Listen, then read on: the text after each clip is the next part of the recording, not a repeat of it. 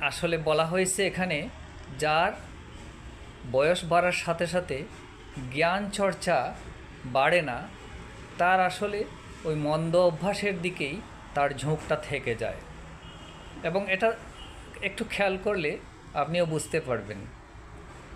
হ্যাঁ, যে লোকটিকে দেখেছেন আপনি 30, 35, 40 বছর বয়সে অন্যের মন্দ শুনতে খুব আগ্রহী বা অন্যের মন্দ বলতেও খুব আগ্রহী, সেই লোকটি ওই চর্চা থেকে বের হয়ে জ্ঞানের দিকে ধাবিত না হওয়ার কারণে সে 60, 70, 75 বছর বয়সেও সে ওই মন্দটাই বলবে অন্যের।